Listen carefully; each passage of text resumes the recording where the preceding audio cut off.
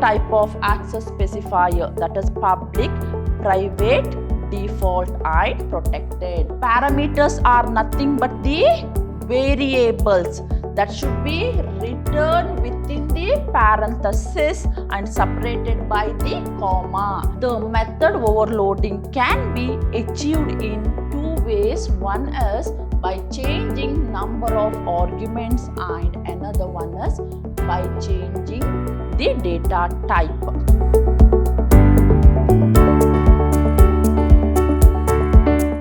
Hello to all, a warm welcome to my new session on Unit 1 and the topic name here is Java Methods. I am your Revati ma'am, faculty from the Department of Computer Science, Vidhyaashram, First Grade College, the Temple of Excellence, MYSURU.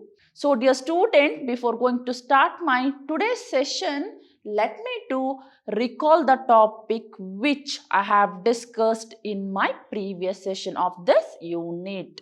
There I started with while statement and what is do while statement and what is for statement and how I am going to use this statement in my program. So these are the three looping construct we are going to have in our Java programming language. And dear student, when I don't know how many times I want to repeat the loop, that means how many times I want to repeat the iteration, in that situation I am going to use while statement. And what is do while statement?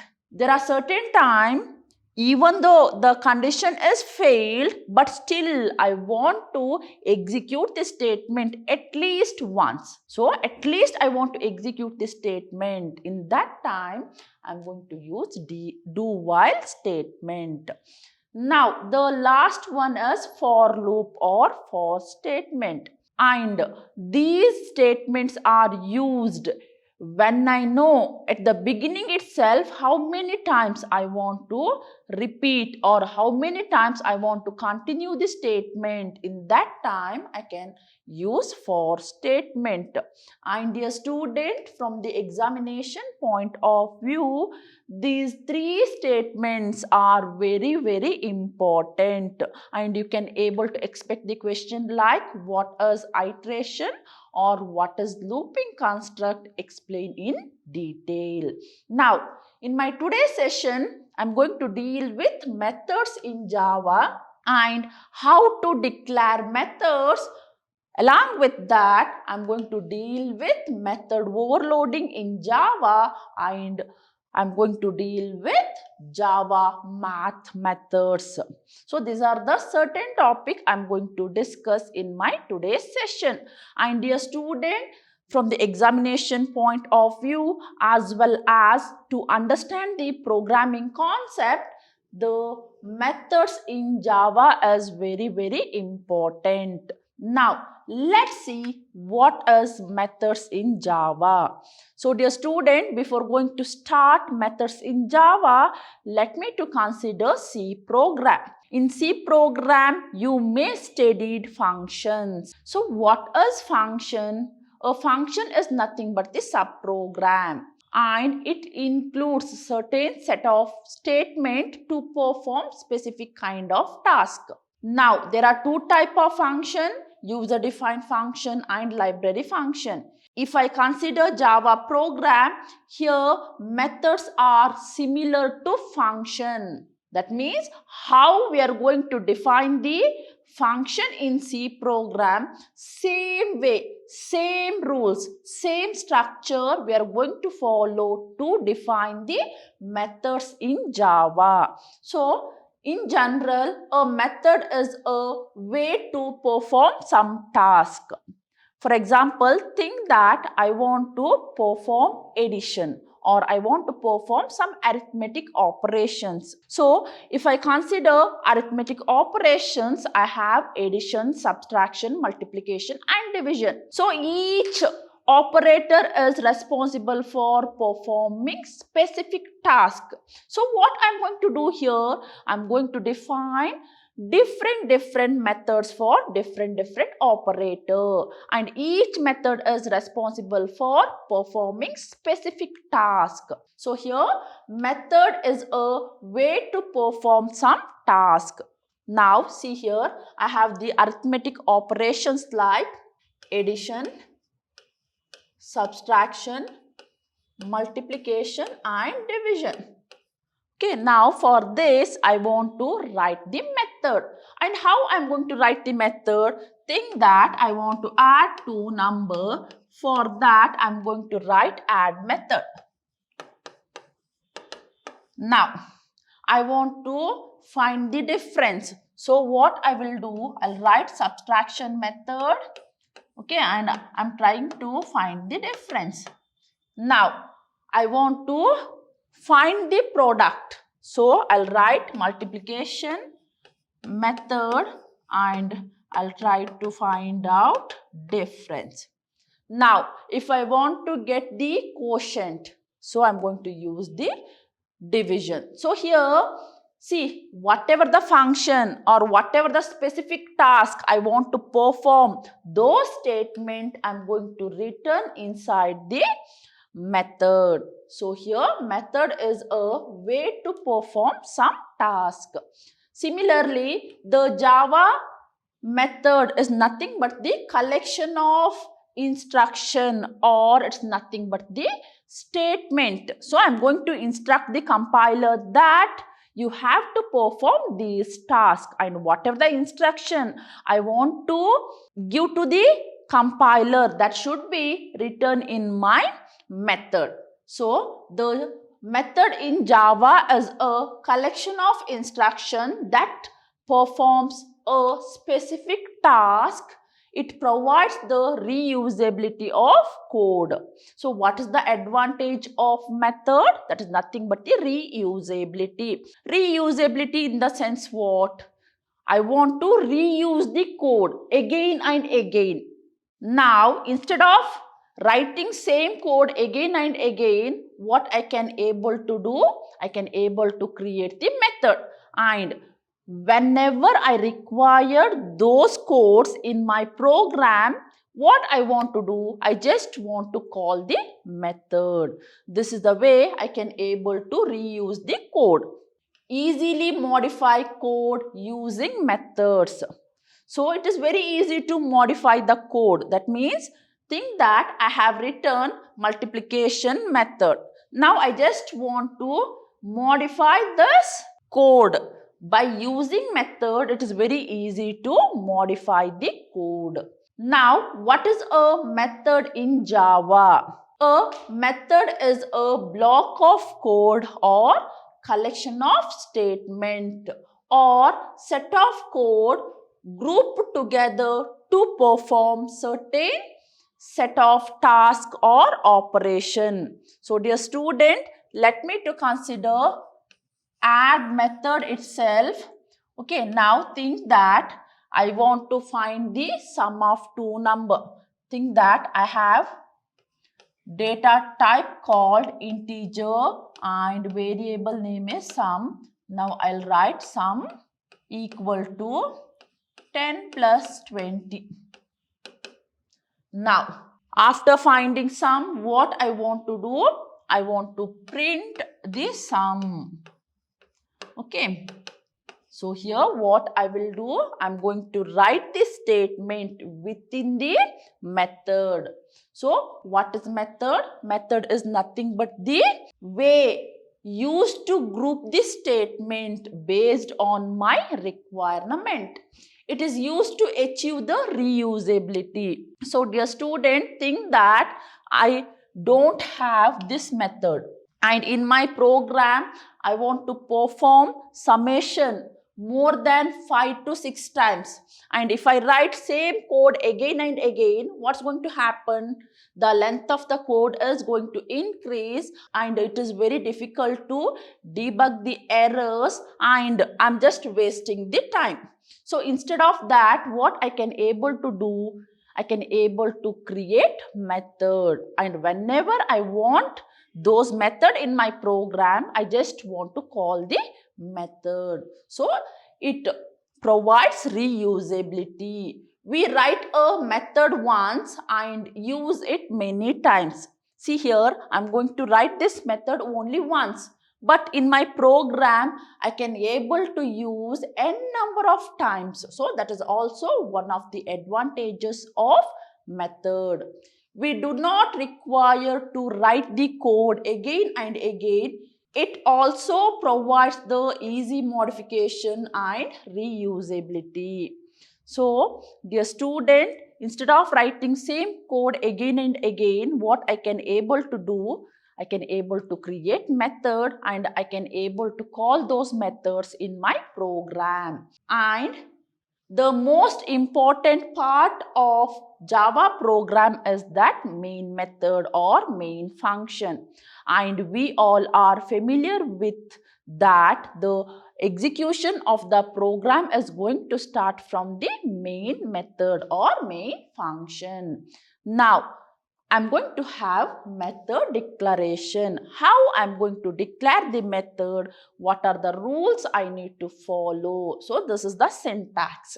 See here, dear student. First, what I want to do, I want to specify the access specifier. Access specifier, that is nothing but visibility. Okay, after that, I want to write the data type. Data type. Then user defined method name. User defined method name.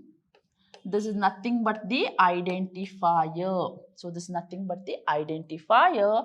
Then I have the parameters.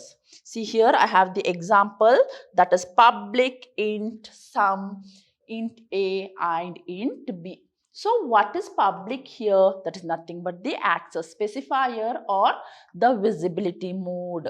And if I consider access specifier, I have 4 type of access specifier, that is public, private, default and protected. And int is nothing but the return type. And if I consider return type, I have 2 type of return type, that is fundamental data type as well as user defined data type. And if I consider fundamental data types, then I have integer, float, double, character, string, void, etc.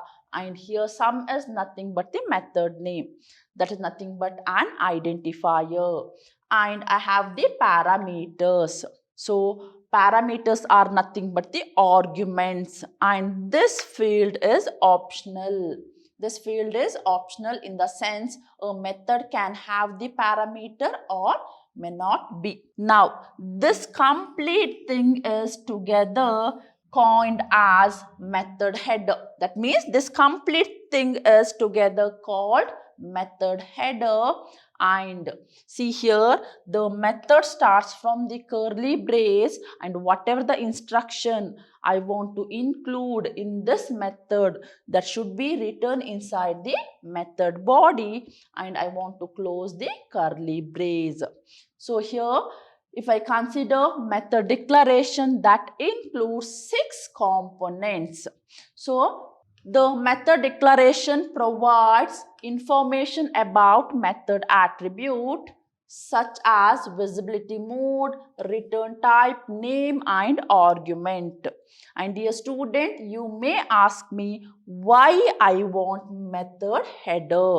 Because I want to inform the compiler that I'm going to use the method in my program. These are the visibility mode, these are the return type, this is the method name, these are the parameters I'm going to use in my program. To illustrate all those things, I want method declaration.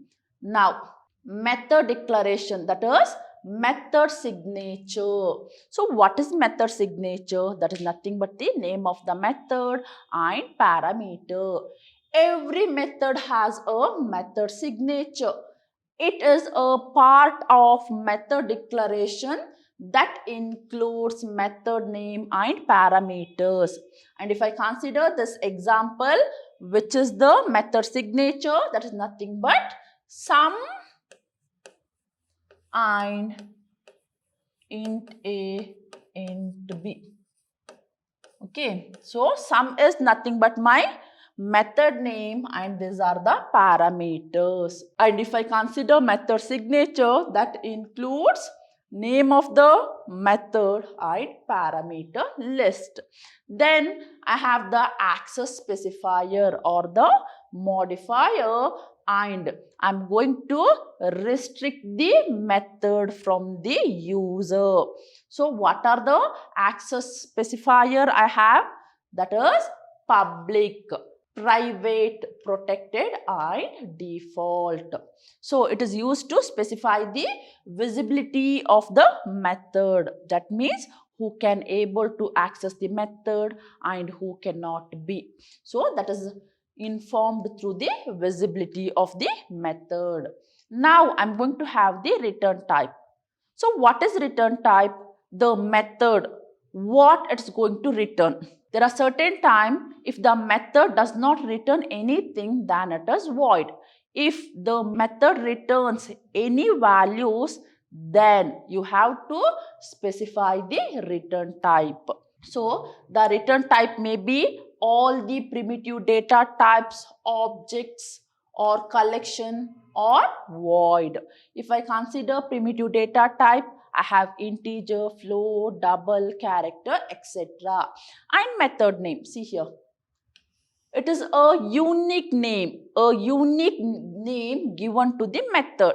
And while specifying unique name, I want to follow the rules of an identifier. So here method name is nothing but the identifier and it's mainly used to identify the method uniquely. Then parameter list. It is a list of parameters separated by the comma and enclosed in the pair of parentheses. So, parameters are nothing but the variables that should be written within the parenthesis and separated by the comma. It contains data type along with variable name. For example, int a. So int is nothing but the data type, a is nothing but the variable name. Now method body, it's also the part of the method declaration. It contains all the actions to be performed. That means whatever the operation I want to perform, that should be written inside the method body. And the method have compound statement or simple statement.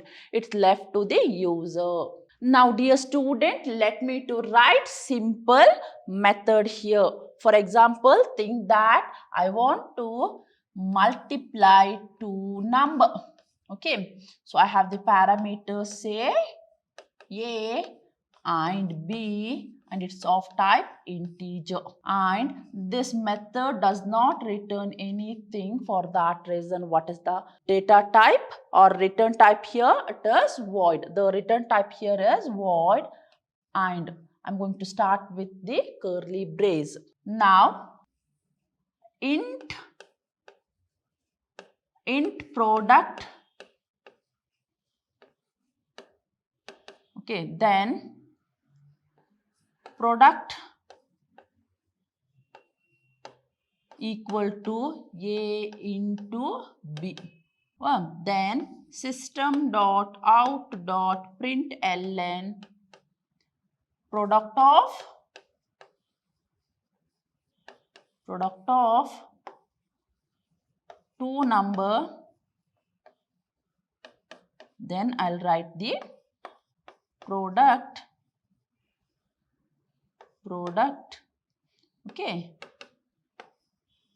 Okay, this is the way I'm going to write the method. Now if I want to call the method, where I'm going to call in my main program, and I'm going to call mul and I'm going to pass the value 10, 20. And when I pass the value, now a holds 10 and b holds 20.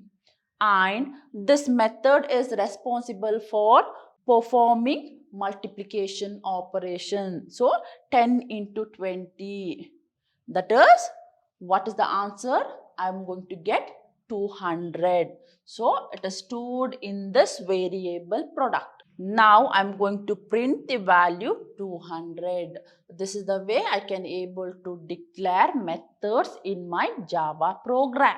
Now, dear student, I am going to have another concept called method overloading in Java.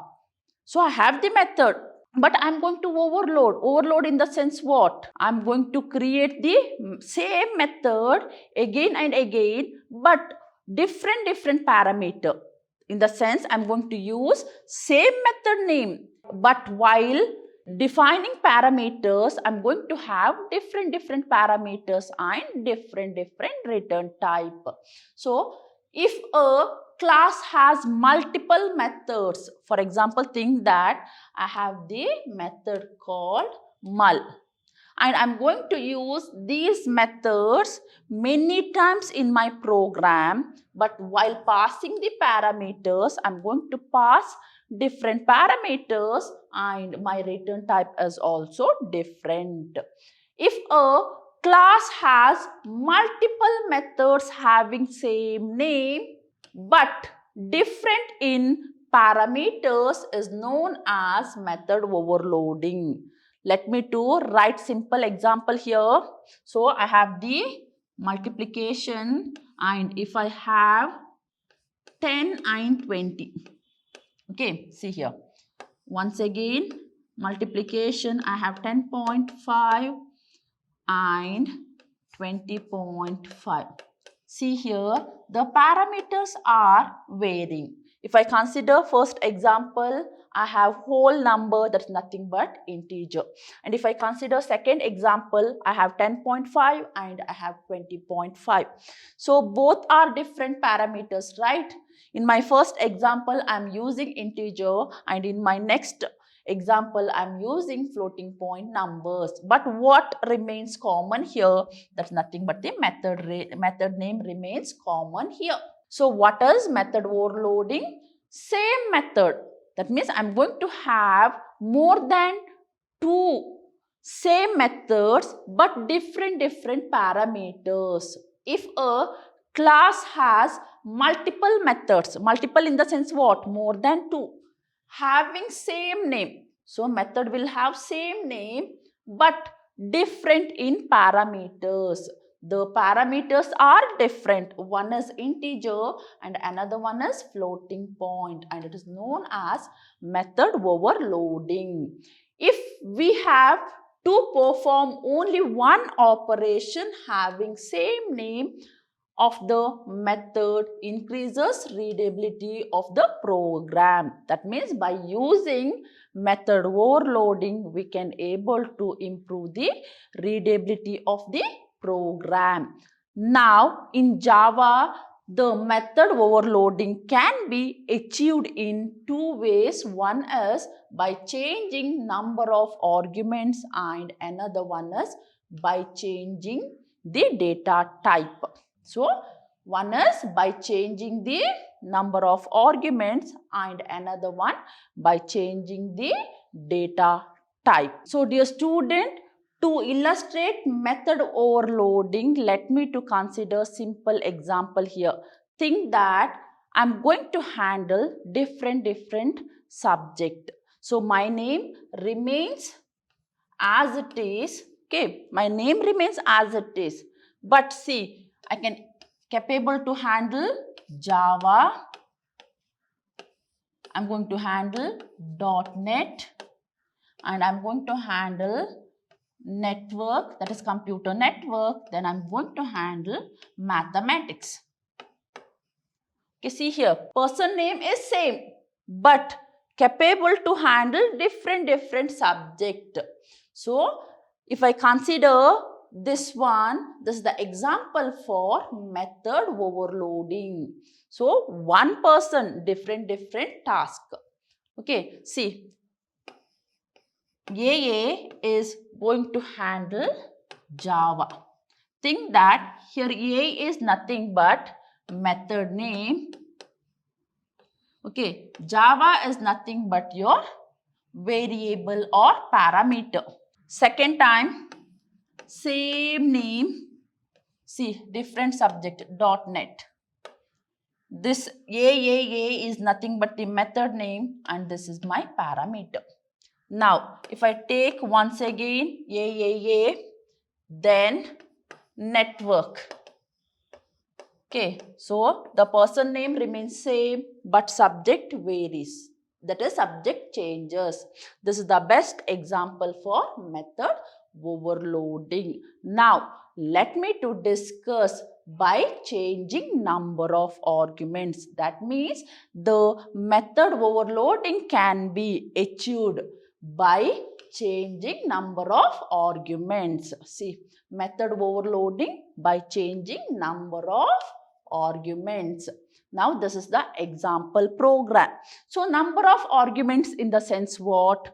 While passing the argument, I am going to change the number of argument. For example, here I have two method, that is add and add. In the sense, the method name remains same in both the methods. And if I consider the parameter, for the first method, I have only two parameters, that is A and B. Okay, how many parameters? A and B. So, two parameter. And if I consider second one, I have three parameter, that is A, B and C. But what is common here? If I consider this example, method name save. So it is nothing but the method overloading, and first method is capable to have only two parameter and second method is capable to have only three parameters, and this method is responsible for performing addition operation. After performing addition operation, both the methods are going to return the sum. So what is my class name here? That is nothing but the adder. Now, if I consider this example, so this is nothing but the method overloading, and what is my method name? Add and add. Now, see here, I have another class called test overloading 1, and inside this I am going to write the main program. Now, I just want to display the sum of two methods. So, I am going to use system.out.println with the help of class name. I does not created the object of class. So, what I am going to do? I am going to access the method add with the help of class name. And what is the class name here? That is nothing but the adder dot add, and I'm going to pass two values, and this is for my first method. Now if I consider this one, okay, this is for the second method. Now tell me how the compiler is going to distinguish these methods. When the compiler encounters add method, first it's going to check the method name, then it's going to verify the parameter, and if both the methods will have same method name and parameter, then it's going to check the return type. Based on this way, the compiler is going to differentiate method overloading. Now I have another type of method overloading, that is changing data type of arguments. See here, if I consider I have integer, here also I have integer. Okay, here also I have integer and here also I have integer. But what I made here? I made the different parameters, that is number of parameters. In my first method, I have only two parameters. But in my second method, I have three parameters. But if I consider this one, see, this method will have integer data type and this method will have double. Okay, so change in data type. The type of the data is different, but the number of the variables are same. Here it is 2 and here also it is 2. Now see, I have add and here also I have add. In the sense, method name remains same. Okay, in both the methods, the method name is common. And see here, the return type is different, that is integer. And if I consider this example, it is double. So return types are different. Now, see here, while calling the method, how I am going to call with the help of class name. And what is my class name? That is adder. Adder dot add, and I am going to pass 11 and 11. This values for this method. So add int A and int B. Now A is 11 and B is 11. And what's the value it is going to print? 22. Now when I execute this statement, it is going to pass the values to next method, that's the second method. And what is the type of parameter? That is double and double. So it is 24.9. That means it is going to print 24.9. This is the way I am going to use method overloading in Java. Now, dear student, I have another concept called Java math methods. So dear student, if I consider method, there are two types of method. One is user-defined method and another one is predefined method. Still now what we discussed, this is the example for user-defined method. In the sense, user can able to define their own method based on their requirement. Now, if I consider Java method, that is math methods, then this is the example for predefined methods. So these methods are already built and which is stored in the Java package.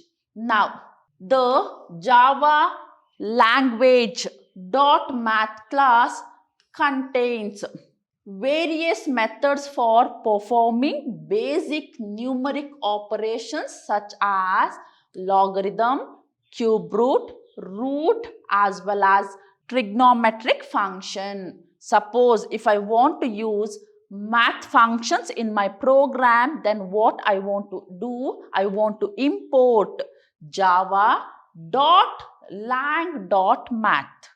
Okay, then I can able to use math functions in my program, and some of the basic math functions are math.abs, that's nothing but the absolute value.